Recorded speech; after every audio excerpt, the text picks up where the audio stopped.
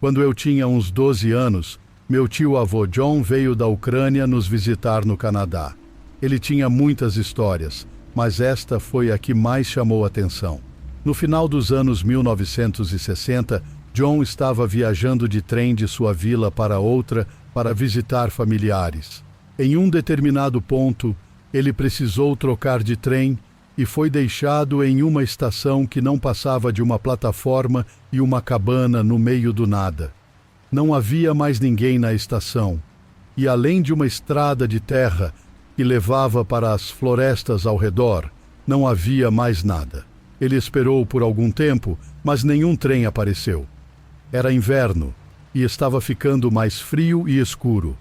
E justo quando ele começou a se preocupar com um lugar para ficar e algo para comer, uma velha apareceu do crepúsculo. Ela perguntou se ele estava esperando por determinado trem, e quando ele disse que sim, ela informou que o trem não passaria até o dia seguinte. Ela perguntou se ele precisava de um lugar para passar a noite e ofereceu uma refeição e um quarto em sua casa, que, segundo ela, ficava a cerca de 1 hora de caminhada da estação. Se hospedar com locais era mais ou menos o padrão ao viajar nessa parte da URSS, e meu tio-avô John não estava animado com a ideia de passar uma noite faminta em uma plataforma fria.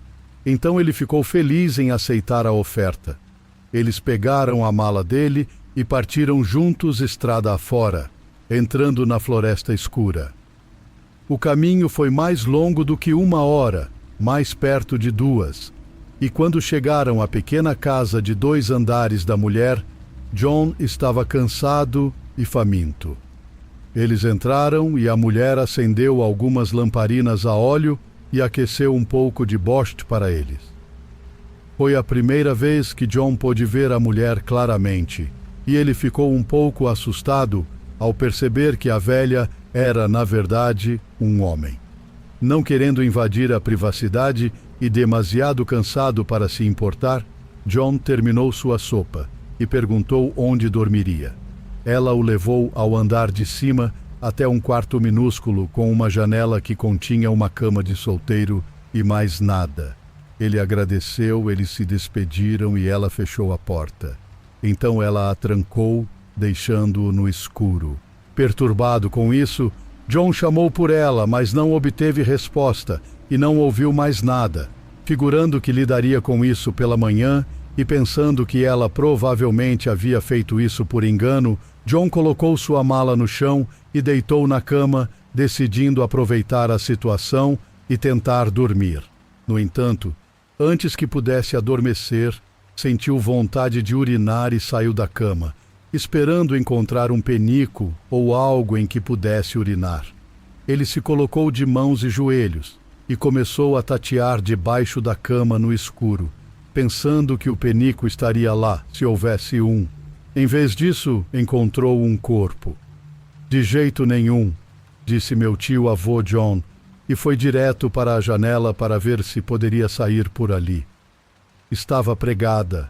Ele sabia que se permanecesse no quarto, provavelmente seria um homem morto, mas se quebrasse a janela e tentasse sair por ali, havia uma boa chance de que a velha, e Deus sabe quem mais estivesse lá, o ouvisse e entrasse no quarto antes que ele pudesse escapar. Então ele fez a única coisa que podia fazer. Puxou o corpo de debaixo da cama, colocou-o sobre o colchão e o cobriu com o cobertor. Depois, se escondeu debaixo da cama e esperou. De fato, cerca de 1 hora depois, ele ouviu passos subindo lentamente as escadas e em direção ao quarto. A fechadura clicou e a maçaneta girou lentamente. No escuro, John viu alguém se aproximar da cama. Então, ele ouviu vários golpes terríveis e nauseantes. A pessoa tinha golpeado o corpo na cama com uma barra de ferro grande que depois deixou cair no chão bem na frente de John. Houve silêncio, então a pessoa saiu do quarto e a porta foi fechada novamente. Os passos desceram as escadas, e então houve silêncio outra vez. John saiu de debaixo da cama, pegou a barra de ferro e conseguiu abrir lentamente a janela. Ele não disse, mas imagino que estava extremamente nervoso o tempo todo. Quando a janela se abriu, ele jogou sua mala para fora. Depois se jogou, sem se importar com o que havia embaixo, preocupado apenas com o que estava atrás. Ele caiu sem se machucar muito e começou a correr em direção a um campo atrás da casa, em direção a algumas luzes ao longe. Era uma rodovia com alguns caminhões militares e de transporte, e John conseguiu carona para outra vila onde pôde pegar um trem. Ele não se deu ao trabalho de relatar o acontecido às autoridades, já que naquela época, na URSS, havia uma chance distinta de que ele acabasse em apuros. Ele apenas agradeceu a Deus por ter escapado e decidiu que da próxima vez que viajasse para visitar parentes, tomaria outro caminho.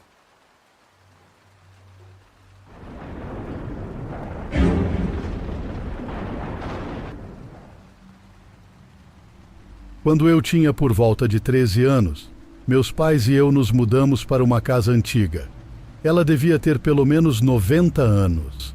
Era grande e estava em condições razoavelmente boas para uma casa daquela idade. Eu era filho único. Acabei ficando com o segundo quarto mais espaçoso do andar de cima. E esse quarto era imenso. Às vezes meus pais me deixavam em casa sozinho por algumas horas, seja porque foram fazer compras ou sair um pouco. Eu sempre pedia para ficar em casa. Não me importava em ficar sozinho, pois gostava de me considerar responsável e de confiança. Isso me fazia sentir especial. Numa noite, por volta das 6 da tarde, meus pais precisaram sair para resolver algumas coisas. Eles eram do tipo que passava horas a fio, procurando pelas melhores ofertas, e sempre utilizavam cupons em tudo que podiam. E eu definitivamente não queria participar disso. Por isso, decidi ficar. Permaneci no meu quarto assistindo TV. Lá pelas 8 da noite, bateu uma fome e decidi pegar algo para comer. A essa altura, a casa estava muito escura. Então, peguei meu celular para iluminar o caminho pelo corredor que não tinha luz. Isso foi antes dos celulares terem lanternas embutidas. Então, usei toda a luz que a tela podia oferecer até chegar à cozinha. A luz da cozinha havia sido deixada acesa pelos meus pais. Coloquei meu celular no balcão. Quando estava indo em direção ao armário, vi um homem agachado no canto, perto da porta dos fundos. Ele usava roupas pretas e vermelhas e tinha cabelos longos, oleosos e mal cuidados. Não vi seu rosto, pois ele estava virado para a parede. Segurava uma faca grande. Ele não percebeu que eu o havia visto. Quis gritar, mas apenas tapei a boca e voltei para o andar de cima, deixando meu celular lá embaixo. De jeito nenhum eu passaria perto dele para pegá-lo. Não tínhamos telefone no andar de cima, então entrei no meu quarto, tranquei a porta e me escondi no armário. Comecei a chorar baixinho e a imaginar o pior. Ele iria me encontrar e me matar. Eu tinha certeza disso. Então ouvi alguém subindo as escadas. Passos pesados. Nunca havia sentido tanto medo na vida. Ouvi alguém abrir a porta do quarto dos meus pais, que ficava 2 quartos distante do meu. Depois, ouvi as sirenes da polícia do lado de fora e batidas na porta. Respirei aliviado. Ouvi o homem correndo escada abaixo, tentando abrir a porta dos fundos. Então, ouvi nossa porta da frente sendo arrombada e os passos de 2 pessoas subindo, procurando pela casa. Os policiais chegaram ao meu quarto e me avisaram que era seguro. Abri a porta. Mais tarde, soube que nossos vizinhos viram esse homem destrancando a porta dos fundos com uma chave e notaram que ele tinha uma faca. Então chamaram a polícia. Meus pais chegaram alguns minutos depois e minha mãe me abraçou, chorando. O homem, infelizmente, escapou. Chorei muito e não consegui dormir aquela noite. Como o homem tinha uma chave, trocamos a fechadura, mas acabamos nos mudando para bem longe do estado. Agora estou com 23 anos. Superei o incidente, mas ainda tenho várias perguntas. Como ele conseguiu uma chave? Por que ele queria entrar na nossa casa? E o que teria acontecido se a polícia tivesse chegado um pouco mais tarde?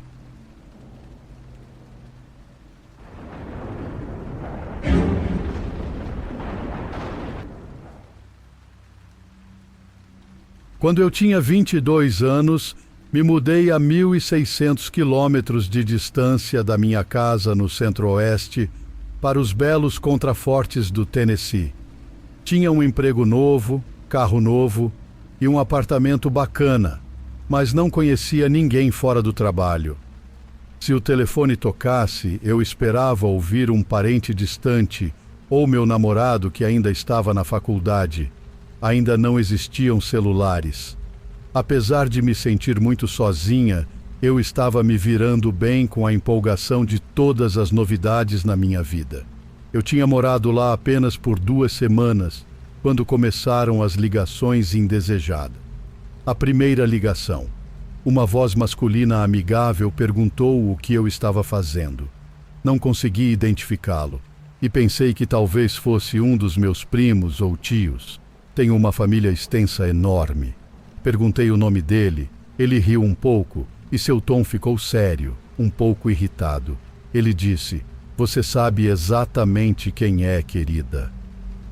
Hesitei, tentando decidir se o cara simplesmente tinha discado o número errado ou era um perseguidor. Optei pela primeira opção, ri e educadamente disse que ele tinha se enganado.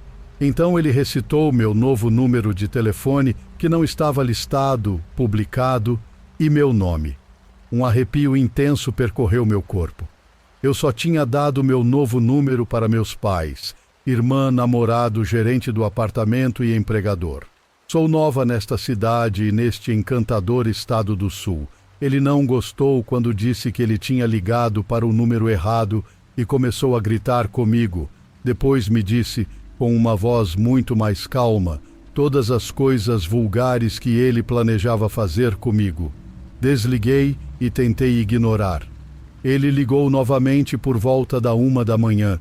Eu disse para ele se ferrar e desliguei. Ele continuou ligando. Então eu despluguei o telefone e voltei a dormir. No entanto, os dias passaram e as ligações continuaram e escalaram. Ele começou a mencionar coisas pessoais sobre mim. Disse que gostou da colcha branca na minha cama. Sabia o que tinha na minha geladeira, que era alérgico a gatos, eu tinha um, e depois me perguntou se eu estava apaixonada por Mari. Enquanto ouvia suas palavras, eu estava na minha cozinha olhando para o calendário colado na geladeira. Estava escrito Mari em rosa no dia 17, com um coração ao redor, porque Mari é minha irmã e 17 é o aniversário dela. Comecei a tremer e chorar, porque de repente percebi que esse maníaco tinha estado no meu apartamento. Eu estava sozinha, sem amigos ou família para onde correr durante a noite. Era eu contra um homem misterioso e assustador. Não dormi muito naquela noite. Na manhã seguinte, bem cedo, falei com a gerente do condomínio antes de ir para o trabalho, contando o que aconteceu e que queria as fechaduras trocadas naquele dia. Ela fez uma expressão estranha e, após uma longa pausa, disse que sabia quem tinha entrado no meu apartamento e que isso não aconteceria novamente. Como assim? Acontece que ela tinha um funcionário da manutenção sinistro que percebeu uma jovem se mudando sozinha para um apartamento e achou que eu seria sua nova obsessão. Ela trocou as fechaduras imediatamente e prometeu que guardaria outra chave pessoalmente. Embora as ligações tenham parado, fiquei paranoica durante 1 ano indo e vindo do meu apartamento, porque nunca soube como esse cara era. Mudei-me assim que meu contrato de aluguel terminou. Só anos depois, percebi que sua expressão estranha provavelmente significava que isso já tinha acontecido antes. Além disso, ela nem o demitiu. Lamento não ter chamado a polícia. Eu era jovem e ingênua.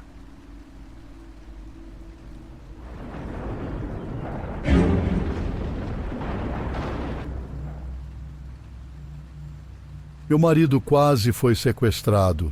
Sempre me lembro desse momento específico, quando discutimos, e imediatamente deixo de estar chateada com ele. A ideia de que eu poderia tê-lo perdido e jamais saberia o que aconteceu é suficiente para acalmar até minha raiva mais justificada. Isso se passou há 3 anos. Eu tinha 24 anos e ele 25. Basicamente, desde os 17 e 18 anos, era só eu e ele. Então meu mundo inteiro quase foi arrancado de mim. Era tarde da noite. Eu havia acabado de buscá-lo no trabalho e paramos em um supermercado para comprar uma garrafa de vinho e uma pizza. Eu estava com nossos celulares na minha bolsa, porque era assim que fazíamos quando saíamos juntos. Ele não gostava de deixar o dele no bolso de trás, e não tem jeito de falar isso sem parecer estranho, mas meu marido é muito bonito. Quero dizer, ele é atraente, tem cabelos pretos, longos e cacheados, e uma constituição física delicada. Além disso, ambos aparentamos ser mais jovens do que realmente somos. Isso já nos fez alvo de vários tipos estranhos. Então estávamos na fila para pagar e ele se deu conta de que havia esquecido a carteira no carro. O supermercado estava praticamente vazio e não tinha ninguém atrás de nós. Então ele disse, "Já volto", e correu para o estacionamento escuro. Eu já sou uma pessoa ansiosa por natureza. Então, quando ele demorou literalmente 4 minutos, corri lá fora para procurá-lo. Vi uma caminhonete preta com uma capota saindo debaixo do único poste de luz e meu marido não estava à vista. Minhas pernas ficaram bambas. Nunca entendi essa expressão até aquele momento. Corri até nosso carro, rezando para encontrá-lo lá dentro. Graças a Deus ou a quem quer que seja, ele estava. Sentado no nosso carro trancado, olhando para a caminhonete, até que eu bati, bem alto, na janela do passageiro. Ele me olhou com olhos enormes e aterrorizados e gritou para eu entrar. Ele se inclinou para destrancar a porta para mim e gritou para que eu a trancasse assim que entrasse. Estava tremendo e muito agitado, me abraçando forte. Finalmente, apenas o apertei e perguntei, "O que aconteceu?" Ele pediu o celular e ligou para a polícia. Ouvi a história enquanto ele a contava ao operador, e ainda me dá náuseas pensar nisso. Ele tinha ido até o carro e notou a caminhonete preta uma fila adiante. Nós dois trabalhávamos em lojas naquele centro comercial e nunca tínhamos medo do estacionamento, mas, por sorte, algo o alertou e ele se apressou. Enquanto mexia com as chaves, ouviu a caminhonete ligar e pensou que estivesse de saída. No tempo que levou para pegar a carteira do assento e se virar, a caminhonete estava atrás dele, e um homem grande tinha aberto o porta-malas. Quando o homem se virou para enfrentá-lo, meu marido simplesmente recuou para dentro do nosso carro e bateu a porta. O homem não tentou abrir a porta de imediato. Em vez disso, bateu na janela com raiva, e foi isso que salvou meu marido, pois ele conseguiu trancar as portas a tempo. O homem ficou parado lá por 1 minuto inteiro, olhando ao redor, e tentou abrir a porta mais 2 vezes. Depois, andou de um lado para o outro por alguns segundos e voltou para a frente da caminhonete e mexeu em algo. Todo esse tempo, meu marido ficou sentado em terror sem seu celular. Queria que ele tivesse pensado em buzinar ou fazer algo para assustar o cara ou chamar a atenção de alguém, mas estava com muito medo para pensar. Por fim, o homem simplesmente subiu na cabine e ficou sentado até que, eu acho, ele me viu saindo da loja e disparou. A polícia chegou e meu marido deu uma descrição da caminhonete e do homem. Ele era alto, grande, branco, calvo, vestido todo de preto como um agasalho. A caminhonete ou não tinha placa ou ele a tinha coberto. Pelo que sabemos, Eles não o encontraram e nós desde então nos mudamos do estado. Então, foi assim que meu marido quase foi sequestrado por motivos que me recuso a imaginar. Fiquei várias noites em claro apenas o segurando e sentindo sua respiração. Quase o perdi. Depois que o choque passou, ele começou a levar a sério a ideia de fazer exercícios, pois o fato de não ter conseguido se defender daquele homem o atormenta. Maldito seja aquele cara por fazer meu marido se sentir uma vítima.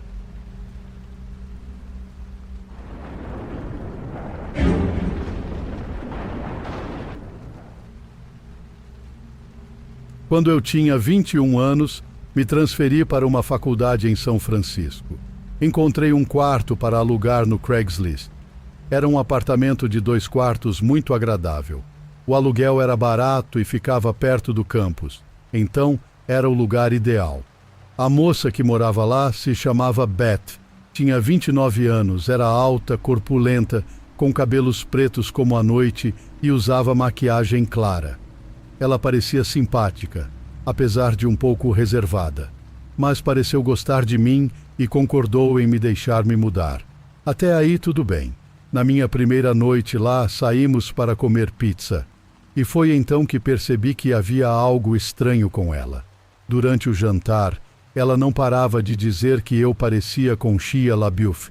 Não sabia o que responder, então apenas agradeci. Quer dizer, eu não me pareço em nada com Shia LaBeouf, então aquilo não fazia sentido para mim. Quando voltamos para casa, ela perguntou se eu já tinha visto o quarto dela. Eu disse que não, e ela me levou para ver. As paredes estavam cobertas de pôsteres do Shia LaBeouf. Ela tinha fotos impressas dele por todo o espelho. Tinha todos os filmes dele. Não sabia o que pensar. Era assustador. Ela tinha dito a noite toda que eu me parecia com ele, e agora era óbvio para mim que ela era obcecada pelo cara. Algumas semanas se passaram e eu mal a via. Realmente não passávamos tempo juntos. Ela chegava do trabalho e praticamente corria para o quarto, onde passava a noite toda. Ela tinha uma risada aguda e assustadora, e eu ouvia sua risada pelas paredes a noite toda. Ficava me perguntando o que ela poderia estar fazendo. Às vezes, ela saía e conversava por uns 2 minutos, sempre arrastando as palavras. Então suspeitei que bebia bastante. Às vezes ela não dizia nada, apenas ficava no corredor me observando na sala. Eu me virava, a via e dizia, "Oi, Beth", seguindo-se uma longa pausa constrangedora, e ela soltava sua risada aguda. Era desconfortável estar perto dela. Ela me dava arrepio.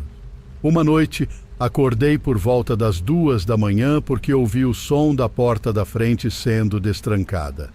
Saí do meu quarto e todas as luzes estavam apagadas. Mas ainda podia ver Beth parada na porta da frente. Ela estava com o rosto colado nela, girando a fechadura para frente e para trás repetidamente. E a cada vez que girava a tranca, ela murmurava, "Meu nome! Max Barker, Max Barker, Max Barker." Vê-la parada no escuro, murmurando meu nome, realmente me assustou. E não ajudava o fato de ela se parecer com uma versão maior da menina do filme O Chamado. Silenciosamente, voltei para o meu quarto e tentei dormir. Uma noite, enquanto eu assistia Gladiador, ela saiu cambaleando do quarto dela e acendeu a luz da sala, me forçando a pausar o filme, o que foi irritante. Então ela me perguntou se eu queria ouvir sobre o ex-namorado dela. Foi uma mudança de assunto desconfortável, mas eu apenas disse que sim e me sentei de volta de forma constrangida para ouvi-la. 10 minutos depois, ela estava exaltada. Gritava a plenos pulmões sobre o término deles.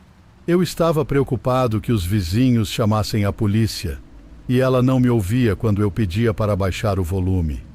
No meio de seus gritos, uma coisa que ela disse realmente me assustou. Ela estava tão alterada e gritou, "Eu vou cortar a garganta dele." Aquilo mudou tudo. De repente, Eu não tinha ideia do que essa garota era capaz. Ela era praticamente uma estranha, e tudo o que eu tinha visto até então era alarmantemente perturbador. Após mais alguns minutos, ela me agradeceu por ouvir e começou com sua risada estranha. Saí dali bem rápido e fui para o meu quarto dormir. Fiquei muito inquieto sobre estar na casa com ela, e o pior é que não havia fechadura na porta do meu quarto. Empurrei a borda da minha cômoda para a frente dela, agindo como uma pequena barricada. Acordei no meio da noite com o som da minha cômoda raspando contra o chão. Beth estava empurrando a porta. Liguei a luz, gritando para ela parar. Eu conseguia vê-la pela abertura da porta. Ela estava bêbada e tinha um olhar insano nos olhos. Empurrei a porta fechada e gritei para ela ir para a cama. Pude ouvi-la voltando para o quarto dela, mas não consegui mais dormir. Na manhã seguinte, quando saí para o corredor, meu coração disparou. Vi uma das facas de cozinha dela no chão, perto da minha porta. Me arrepiei todo. Tudo o que conseguia pensar era nela dizendo que cortaria a garganta daquele cara. Confrontei-a sobre isso e ela disse que não se lembrava de ter tentado abrir minha porta. Disse que nem se lembrava de ter me contado sobre o ex. Tive o suficiente. Meu contrato de aluguel era de mês a mês. Então encontrei um novo lugar e me mudei. Cerca de um mês depois de me mudar, ela entrou em contato comigo. Eu estava no cinema e meu celular estava desligado. Quando saí, liguei o celular e, para meu choque, recebi mais de 40 mensagens de texto que ela havia enviado nas últimas 2 horas. Eram mensagens loucas que variavam de "Oi, como você está?" a "Eu te odeio". Era insano.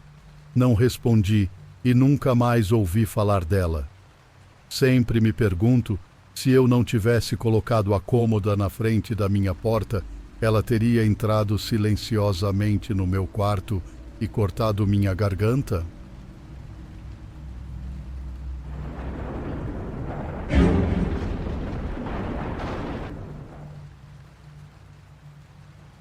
Sou uma mulher de 25 anos e vivo com meu namorado há 6 anos. Isso ocorreu há cerca de 4 anos atrás.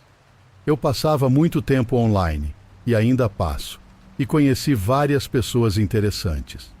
Muitas delas tinham histórias de vida complicadas, mas sempre ofereci um ombro amigo e tentei apoiá-las. É importante mencionar que sou autista e tendo a ser bastante ingênua, demorando para perceber certas situações perigosas. Conheci um rapaz australiano de 24 anos que tinha acabado de terminar com a namorada. Ele dizia que ela era emocionalmente instável, ao ponto de querer se suicidar, e ele não conseguia mais lidar com isso. Conversamos bastante sobre o assunto e tentei ajudá-lo a superar a situação. Começamos a jogar online juntos e passei a considerá-lo um amigo. No entanto, após algum tempo, percebi que ele agia como se eu fosse sua namorada. Ignorei isso no início, pois ele sabia que eu tinha namorado e pensei que talvez estivesse confundindo gentileza com outra coisa. Sou conhecida por não perceber esse tipo de situação.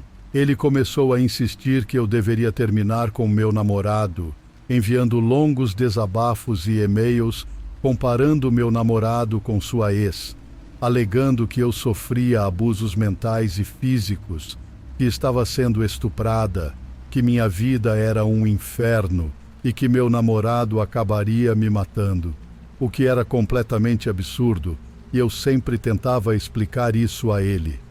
Com o tempo, ficou claro que ele realmente me via como sua nova namorada. Ele estava convencido de que passaríamos o resto de nossas vidas juntos e faria de tudo para garantir isso.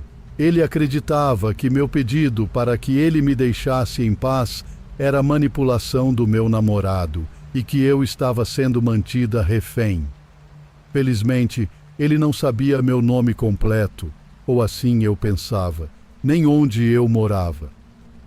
Comecei a receber mensagens de contas anônimas com fotos de pessoas ensanguentadas, dizendo: "Isso vai acontecer", todas vinculadas ao nome dele. Isso continuou por um tempo. Implorei para que ele parasse, mas ele persistia. Bloqueei-o, mas ele criava novas contas para me contatar. Decidi deletar minha conta naquela plataforma e esperava que isso o afastasse. Porém, as mensagens começaram a chegar no Facebook. Nunca havia dito meu nome completo a ele e tinha configurado o meu Facebook para ser extremamente privado. Usava um apelido de família e só tinha parentes adicionados. Meu namorado nem tinha conta no Facebook. E como disse antes, mantive meu nome completo e localização em segredo. Ele criou cerca de 150 páginas e perfis direcionados a mim, com imagens de pessoas se suicidando, dizendo que ele faria o mesmo, e banners acusatórios de "isso é culpa sua". Ele parecia ter feito disso seu trabalho em tempo integral, me seguindo em diferentes plataformas, incluindo minha conta no YouTube. Ele começou a enviar comprovantes da venda de seus livros escolares e, mais tarde, um bilhete de avião para o aeroporto próximo a mim e 2 de volta para a Austrália.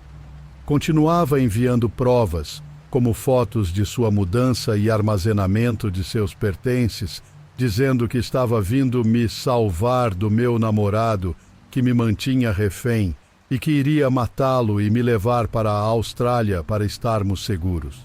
Ele disse que havia cortado todos os laços que tinha, abandonado a escola e o trabalho para que pudéssemos começar do zero, sugerindo que precisaríamos viver escondidos por um tempo, enquanto enviava fotos como prova de suas ações por amor a mim.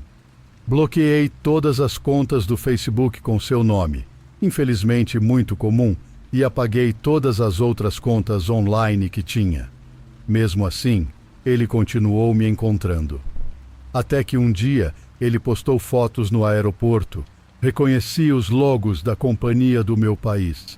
Ele começou a falar sobre a casa em que eu morava. Eu não morava em um lugar comum. Vivia em uma área industrial, em um apartamento de manutenção dentro de um grande prédio vazio, com apenas mais um escritório. O prédio era aberto para mim e não havia ninguém morando por perto. Ele definitivamente não poderia saber que eu morava ali. Ele começou a enviar mensagens sobre como aquele lugar era perfeito para seus planos. Meu namorado já estava por dentro de tudo o que tinha acontecido até aquele momento e achou melhor procurarmos a ajuda da polícia para receber algum conselho. No entanto, como esperado, eles não puderam fazer muito e sugeriram que, se estivéssemos assustados, o melhor seria irmos para outro lugar. Decidimos então nos hospedar na casa dos meus pais. Retornamos no dia seguinte, pois ambos tínhamos compromissos de trabalho e estudo, mas nos deparamos com carros da polícia em frente ao prédio. O proprietário nos avisou que alguém tinha invadido o local. Essa pessoa tentou entrar no escritório ao lado do nosso apartamento, acionando o sistema de alarme que alertou a polícia. Naquele momento, queríamos entender o que estava acontecendo e se ele havia tentado invadir, já que essa era a nossa principal suspeita. Não foi difícil entrar em contato com ele, pois já havia me enviado várias mensagens no Facebook por diferentes contas. Meu namorado conseguiu falar com ele e o sujeito concordou em fazer uma chamada de vídeo. Quando ele ligou a câmera, reconheci imediatamente um ponto conhecido da nossa cidade pela janela ao fundo. Fiquei em silêncio total, sem deixar que soubesse que eu estava ali. Meu namorado, então, passou mais de 7 horas conversando com ele. O indivíduo estava irado e continuava convicto de que meu namorado iria me matar, e nada conseguia mudar sua opinião. Após mais de 7 horas, até meu namorado, que normalmente é a calma em pessoa, começou a ficar irritado com os argumentos absurdos dele. O cara chegou a copiar e colar conversas inteiras, interpretando-as de maneira delirante.